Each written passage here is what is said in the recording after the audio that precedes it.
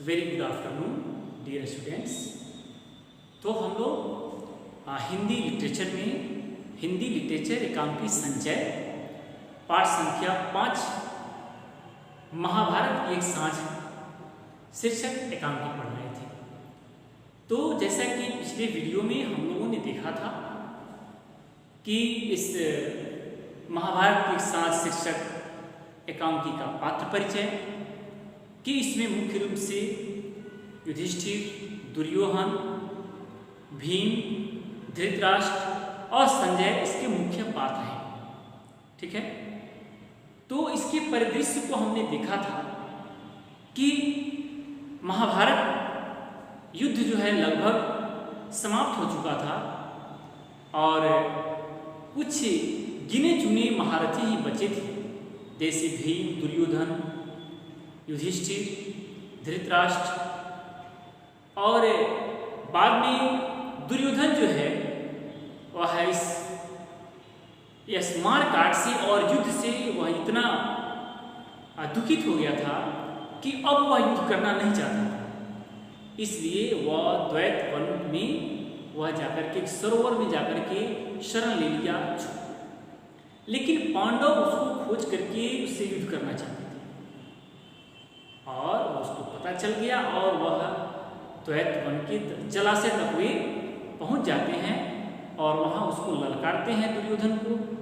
दुर्योधन बहुत रिक्वेस्ट करता है कि मुझे कोई हमको कुछ नहीं चाहिए, तुमको जो लेना है ले लो, लेकिन मैं युद्ध नहीं करना चाहता। और इधर से भीम और युधिष्ठिर बार बार जो है उसको ललकार रहे हैं। अंत में वह ललकार उसे योद्धा को बर्दाश्त नहीं होता है और निकल करके आता है और वह युद्ध करने के लिए तैयार हो जाता है। उसके बाद की कहानी हम लोग देखेंगे कि उसके बाद में क्या हो रहा है कि आप देखिएगा पृष्ठ संख्या 74, पृष्ठ संख्या 74, 74। ठीक है, पेज 74 में धृतराष्ट्र, हाय पुत्र, इन हत्यारों ने अधर्म से तुम्हें परास्त किया। ठीक है, तो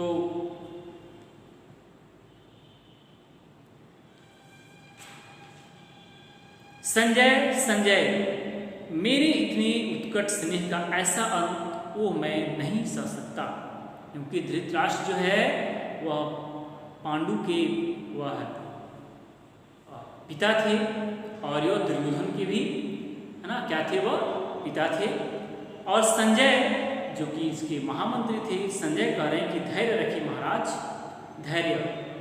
गुरुकुल के इस डगमगाते पोत पोत का मतलब होता है कि नाम कि अब आप ही कर्णधार हैं। ठीक है, तो इसके पहले थोड़ा सा हम लोग देखेंगे कि पेज नंबर 73 में कि लघु विराम के बाद में है कि संजय इस प्रकार से जब युद्ध होता है तो उसमें दुर्योधन मारा जाता है। इस प्रकार महाराज पांडवों ने विरक्त सुयोधन को युद्ध के लिए विवश किया। पांडवों की ओर से भीम गदा लेकर रण में उतरे। दोनों वीरों में घमासान युद्ध होने लगा। सुयोधन का पराक्रम सबको चकित कर देता था। ऐसा लगता था मानो विजय श्री अंत में उन्हीं को वरण करेगी।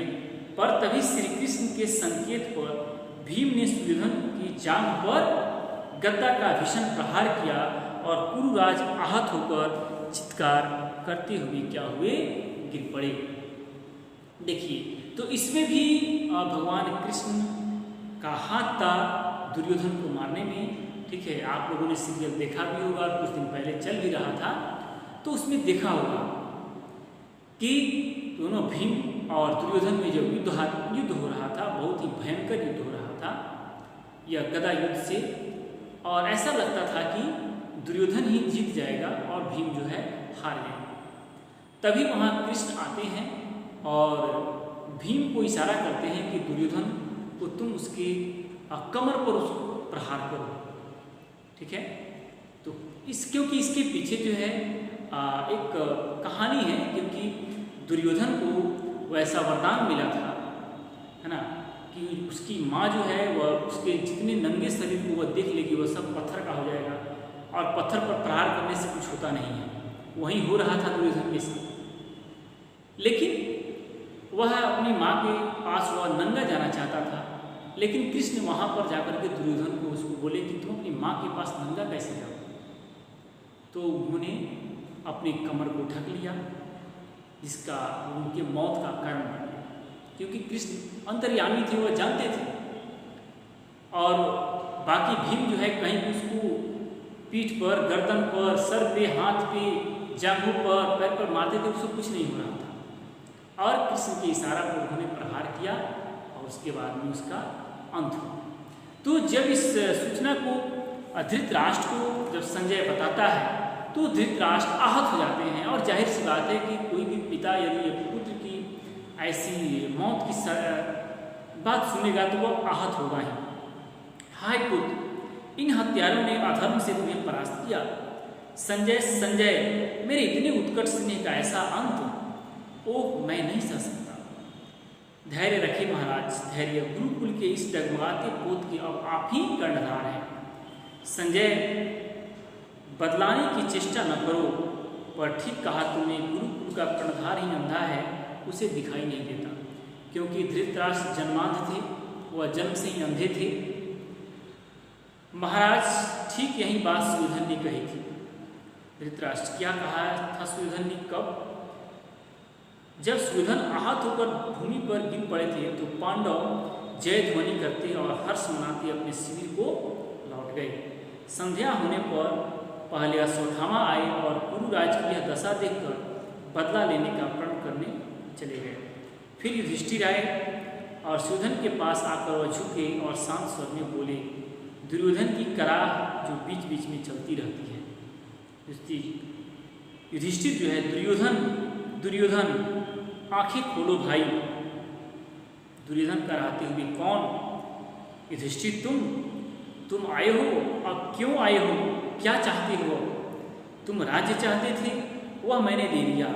अब क्या आए हो मेरे पास? अब मेरे पास ऐसा कौन सा धन है जिसके प्रति तुम्हें ईर्ष्या है? जाओ दूर ही मेरी आंखों से। जीवन में तुमने मुझे चैन नहीं लेने दिया, अब शांति से मर तो लेने दो। युधिष्ठिर, जाओ, चले जाओ यहाँ से। तुमने गलत समझा दुर्योधन, मैं कुछ लेने नहीं आया हूँ, मैं तो देखने आया था कि। आप देखिए, दुर्योधन जमीन पर गिरे पड़े हैं और युधिष्ठिर वहाँ पे आते हैं, दोनों में वार्तालाप होता है। दुर्योधन की अंतिम समय में किस तरह निस्सहाय निर्बल पशु की भांति तड़प तड़प कर दम तोड़ता हूँ। मेरी मृत्यु का पर्व मनाने आए हो ना? मेरी आहों का आलाप सुनने आए हो? अरे निर्दय, तुम्हें किसने धर्मराज की संज्ञा दी, जो सुख से मरने भी नहीं देता? वही धर्म का ढोल पीटे, कैसा अन्याय है। ठीक है युधिष्ठिर क्या कह रहे हैं? अर्थ का अनर्थ न करो दुर्योधन, मैं तो तुम्हें शांति देने आया था। मैंने सोचा हो सकता है कि तुम्हें पश्चाताप हो रहा हो। यदि ऐसा हो तो मैं तुम्हारी व्यथा हल्की कर सकूं, इसी उद्देश्य से मैं यहाँ पर आया हूँ। दुर्योधन, हाय रे मिथ्याभिमानी। मिथ्याभिमानी का मतलब होता है कि झूठा अभिमान करना, अपने आप पर झूठा गर्व करना। अब भी दया का ढूंढ नहीं छोड़ा। पर युधिष्ठिर, तनिक अपनी ओर तो देखो, पश्चाताप तो तुम्हें होना चाहिए। मैं क्यों पश्चाताप करूँगा? मैंने ऐसा कौन सा पाप किया है? मैंने अपने मन के भावों को गुप्त नहीं रखा, मैंने षड्यंत्र नहीं किया, मैंने गुरुजनों का वध नहीं किया। युधिष्ठिर, यह तुम क्या कह रहे हो दुर्योधन? तो दुर्योधन नहीं, सुयोधन करो धर्मराज। सुयोधन, क्या अभी तुम्हारी छाती ठंडी नहीं हुई है? क्या मुझे मारकर भी तुम्हें संतोष नहीं हुआ, जो मेरी अंतिम घड़ी में मेरे मुख पर मेरे नाम की खिल्ली उड़ा रहे हो? निर्दय, क्या ईर्ष्या ने अपनी मानवता भी भस्म कर दी है? क्योंकि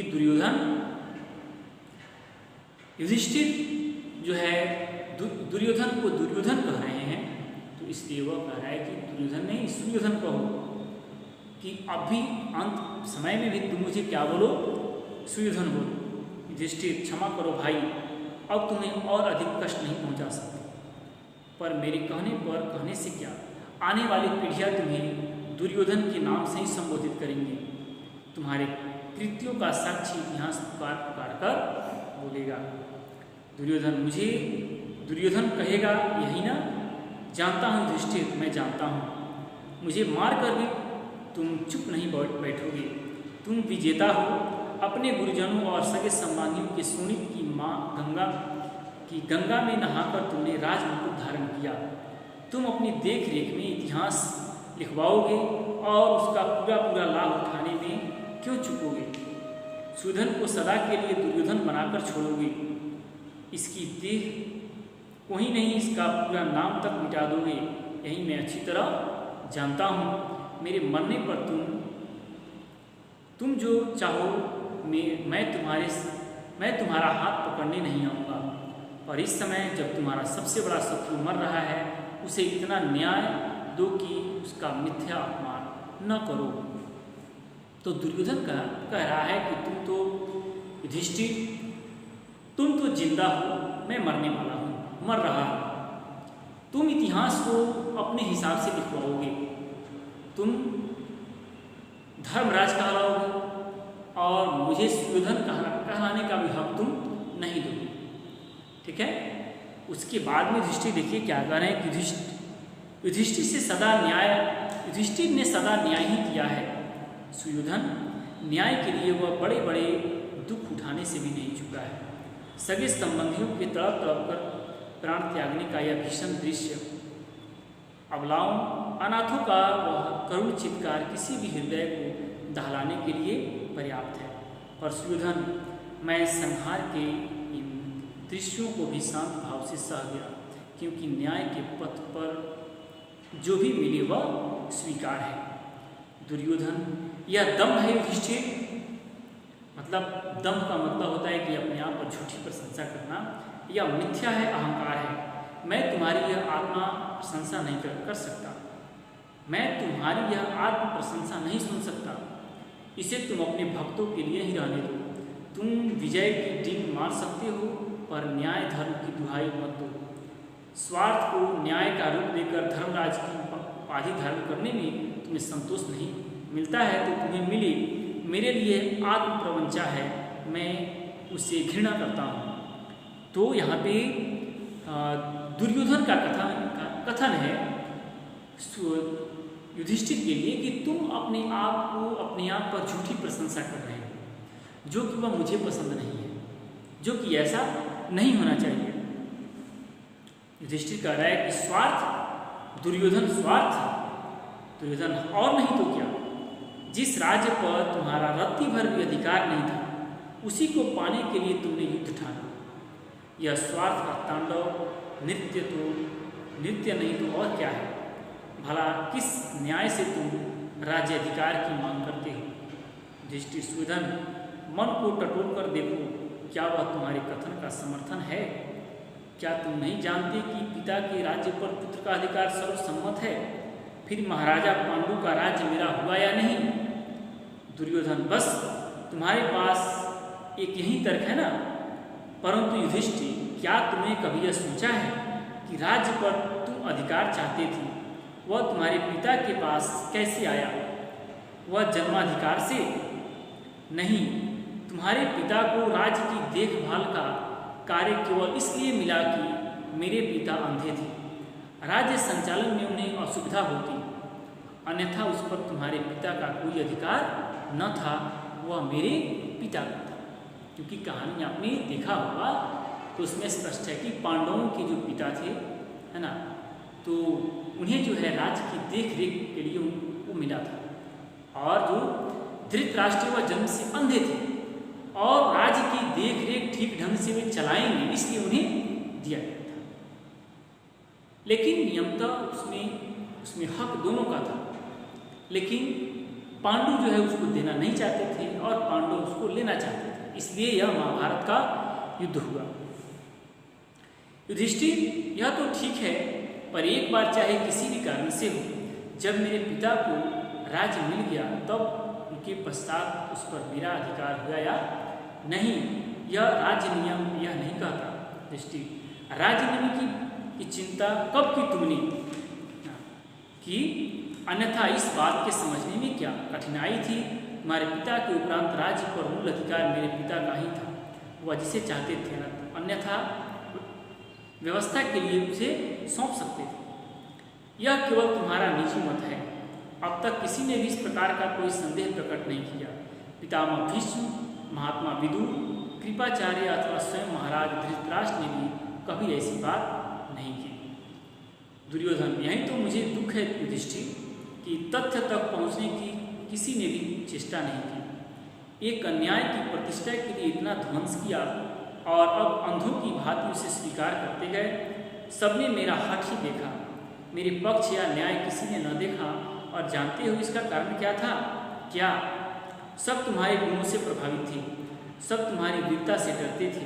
कायरों की भांति रक्तचाप से बचने के प्रयत्न में वे न्याय और सच का बलिदान कर बैठे।